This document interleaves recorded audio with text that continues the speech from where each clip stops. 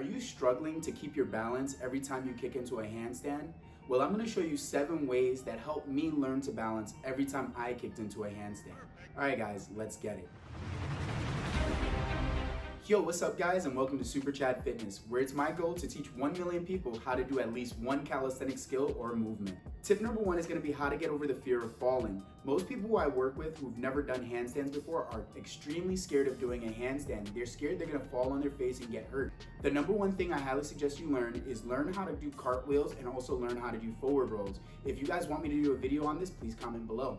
Cartwheels and forward rolls are the number 1 way to protect yourself if you fall out of your handstand. So I highly suggest that if you are scared of kicking up into a handstand and falling, that you learn how to do some cartwheels and forward rolls. So tip number 2 is going to be the kick up. So before you even start learning how to balance, you got to be able to kick up well enough in order to get to that balancing point of the handstand. So we got to make sure that our back leg is the big driving force in getting us up into our handstand, and our front leg is pushing off the ground to better assist that back leg in driving up into our handstand. Tip number 3 is going to be about the arms. When kicking into your handstand, keeping your arms straight will highly help you guys balance while you're in your handstand. If you guys do not have the ability to do handstand push-ups, if you bend your arms, you're going to immediately fall or just come down out of your handstand.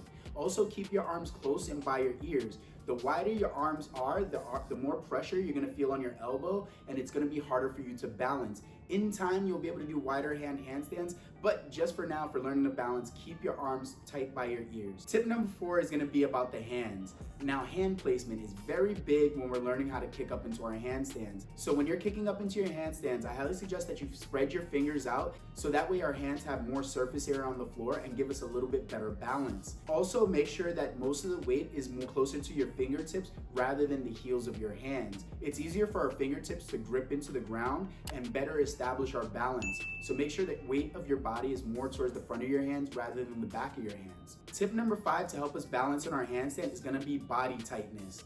I've taught so many people handstands, and the number 1 reason that they fall down once they kick up into the handstand is going to be body tightness. I want you to imagine yourself as a building. If you guys are a building, and if the top part of your building or the top floors of your building start going loose and falling to the side of the building, the whole entire structural integrity of that building is going to fall and collapse. So your body is that building. The tighter we can keep our body, such as when we're doing planks and different exercises like that or plank variations, the tighter we can squeeze our body in the handstand, and the better we'll keep alignment and stop ourselves from falling over, from having our body flop around. So learn to squeeze your body in your handstand so you can gain more balance. Tip number 6 for learning to balance in our handstand is going to be reaching. When you first start kicking up into a handstand, you do not want to reach directly down. That's going to make you jump into your handstand, and it's very hard to jump into a handstand and stabilize unless you have really good strength and really good handstand push-up strength, because your arms are more likely to bend. I highly suggest that in combination with the heel drive that we learned in tip number 2, that we start to reach nice and long into our handstand, almost so we can teeter-totter into this big kicking part of the handstand. This will highly help us to balance a lot better in our handstand and stop us from wasting so much energy in the beginning portion of the handstand. Our last and final tip for learning how to balance on our handstand is going to be talking strictly about balance and how to achieve balance. Now, the biggest thing is going to be in our hands and in our body. So going back to the tip where we're talking about our hands and going back to the tip about talking about our body, when you're standing on your feet right now, you are using your toes and the heels of your feet to help you balance at all moments in time. We got to apply that same method to our handstand. Your hands are on the ground, so when you start trying to fall over, you need to put more pressure in your fingertips. As you fall back, you want to put more pressure in the heels of your hands. This is really good for fine movements or small movements so our body doesn't fall over in our handstand. As we gain more body control and more body awareness, we can actually start to use our body and change our body shapes in order to help us balance better in our handstand.